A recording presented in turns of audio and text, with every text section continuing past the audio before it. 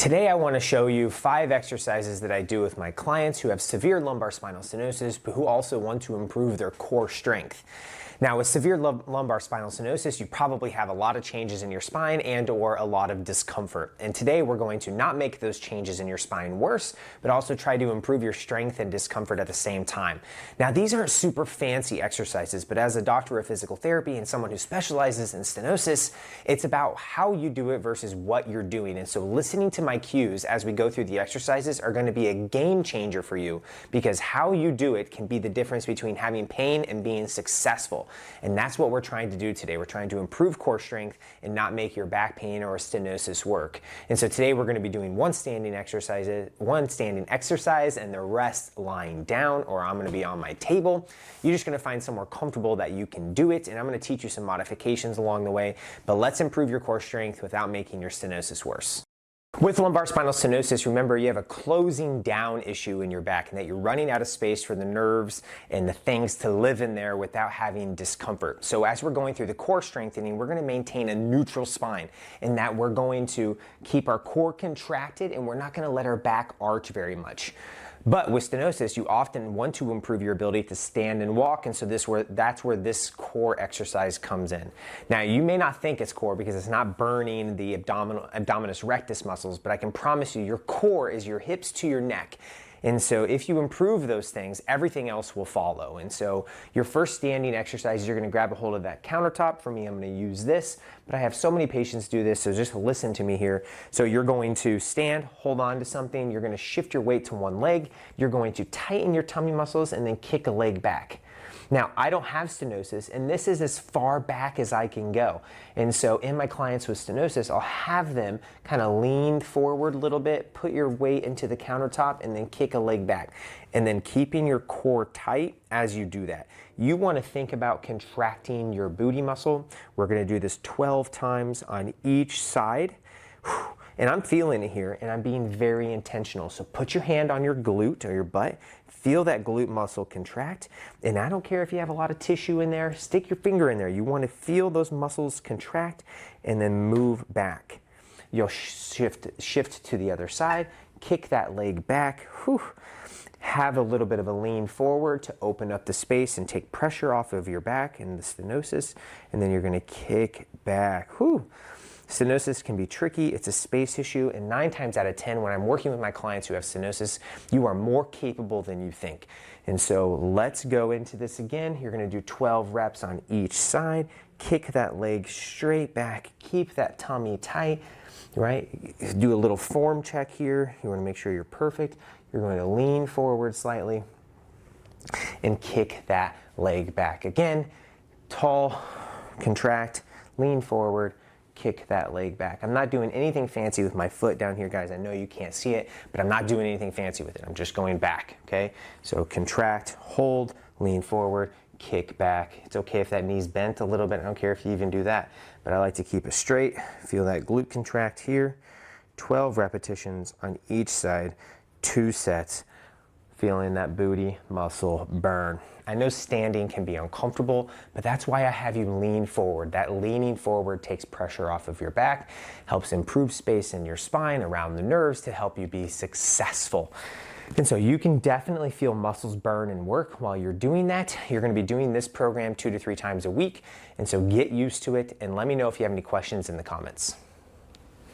All right, now it's time to make the transition to the ground or your table if you happen to have a table, but I'm going to go over some more core strengthening that I do with my patients with lumbar spinal stenosis, and we're going to start off with the plank. Now, before your eyes widen and you're like, oh, I can't do a plank, I'm going to talk you through some cues here because you can be successful. With stenosis doesn't mean you have to be weak, so let's work on some strength, and we're going to go over modifications as well. So let's go into hands and knees position to start. Now remember, everybody's plank is a bit different, so I'm going to show you what I would be doing when I coach my patients with stenosis. So you're going to learn to do the posterior pelvic tilt first, and so you're going to contract your abs and round out your lower back. That's your first step. That's the very first step in all of this, because with stenosis, we're going to maintain a neutral spine and do more of an isometric contraction, which would be not any movement, but help improve the strength of your core. So in the plank position, you can be on your hands or your elbows. It doesn't matter to me. You're going to sneak your feet back, okay? And this is the starting of a plank position. You're gonna tuck your pelvis a little bit and then hold this. Now you're not poking your butt out, right? Here's neutral, and you're going to tuck, and you're gonna tuck and hold.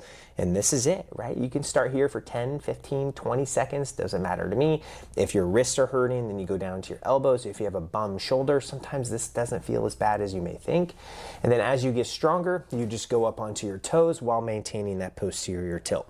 So remember, posterior tilt is boonk. This is what opens up your spine. This is what improves stenosis.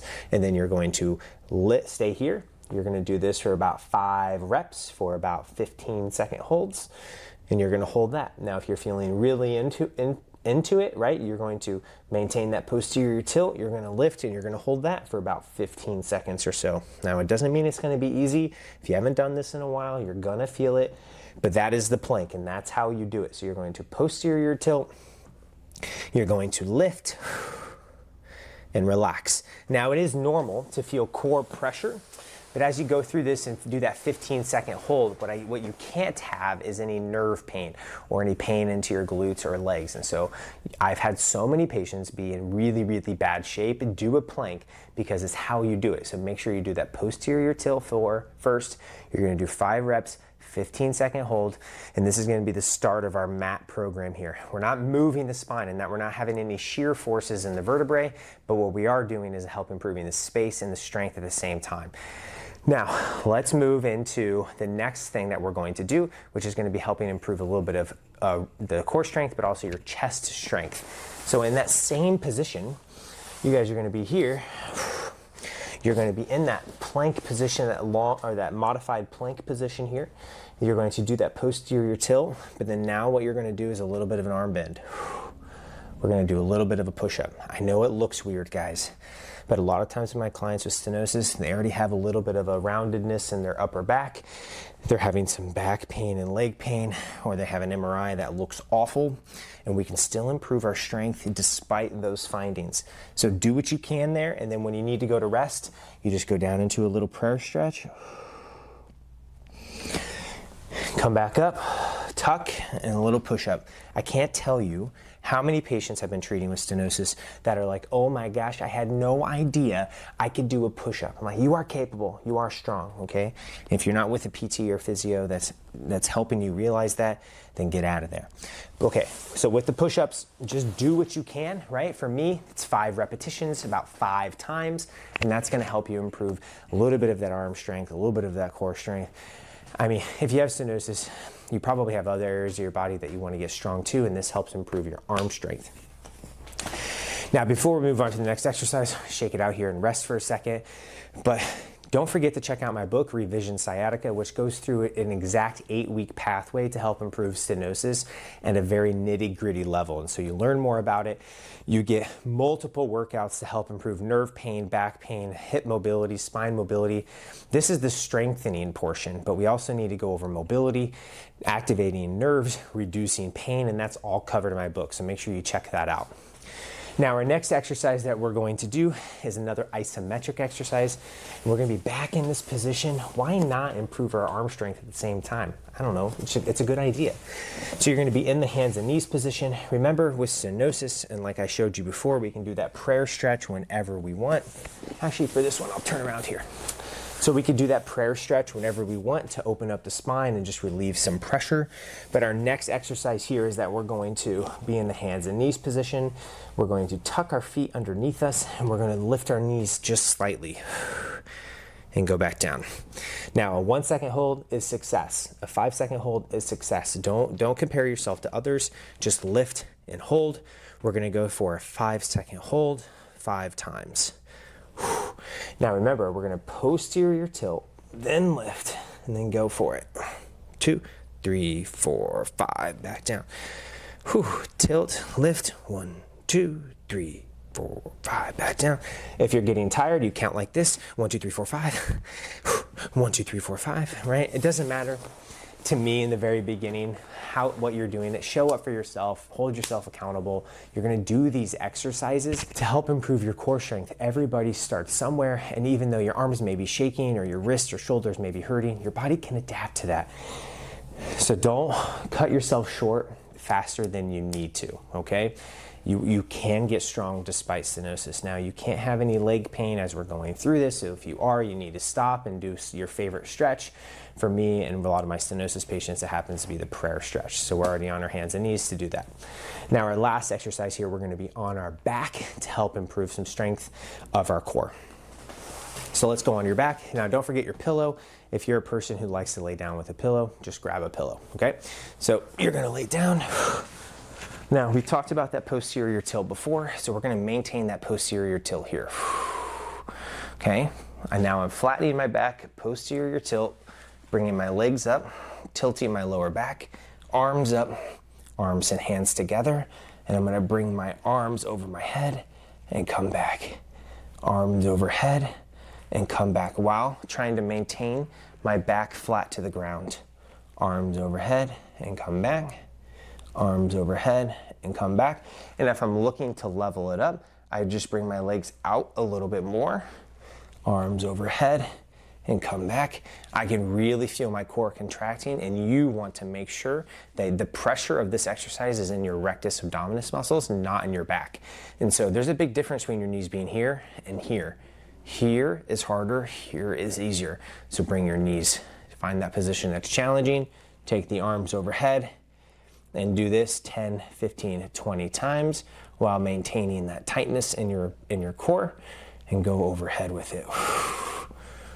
Here we go.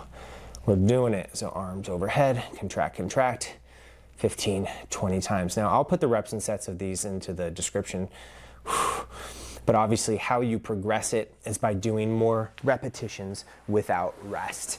But we went over one standing exercise, multiple lying down exercises. Remember, you could do any type of pain relieving exercise throughout all of this. So if you need to do a child's pose, or if you need to do a seated lumbar flexion to help reduce pain or pressure, do that when you need to. But when you have severe stenosis and a lot of changes in your spine with some pain, you need to start improving your strength as you go while doing pain relieving techniques. And so we do that, and I work with my clients all the time to do that, and it is capable and it is possible. But if you're having problems with one of these exercises, let me know in the comments. I can give you some more modifications. I just try to remember the ones that a lot of times my patients will say.